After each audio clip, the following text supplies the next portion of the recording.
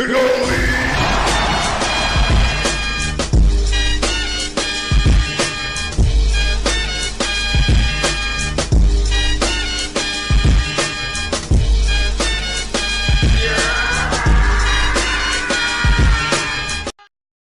à tous, j'espère que vous allez bien. Alors aujourd'hui, on va se faire une petite vidéo présentation découverte du dernier drone de chez Mavic, donc le Mavic Air.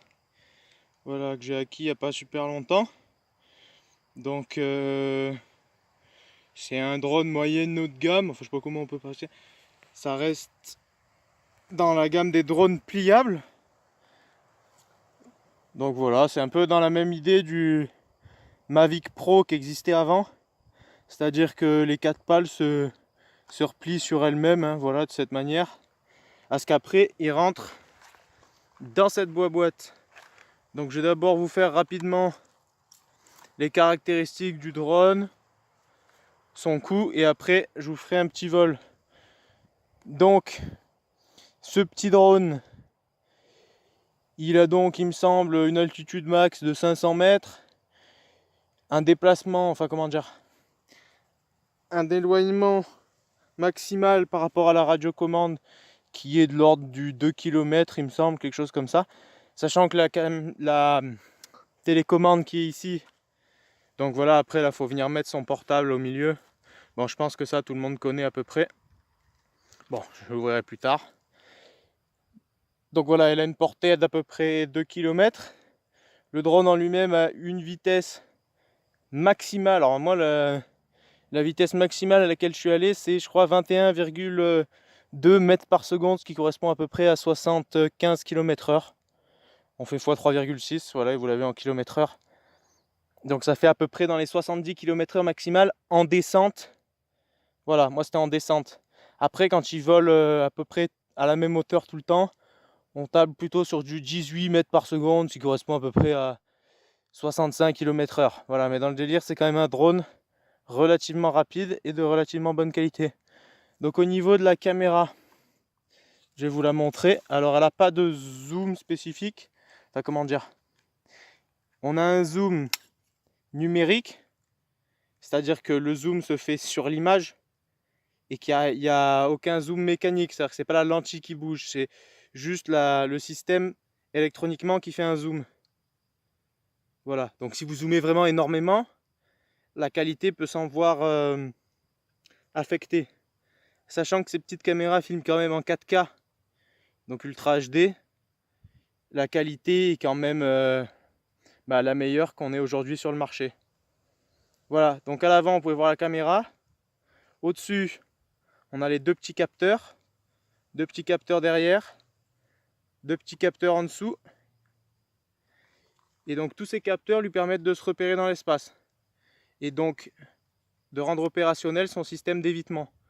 Donc en théorie, il peut suivre des personnes, suivre des vélos, éviter et contourner des obstacles. Un peu comme ce qu'on a sur les voitures quoi maintenant. Les radars de recul. Sauf que là, si vous l'activez et que vous essayez de le forcer à rentrer dans un arbre, il n'y ira pas. En théorie, bien sûr. Alors après, normalement, c'est censé marcher à très haute vitesse, c'est-à-dire qu'à 50 km/h, il est censé s'arrêter quand il voit un mur. Alors moi, pour l'avoir vécu sans l'avoir vraiment fait exprès, contre un arbre, ça marche pas, par exemple.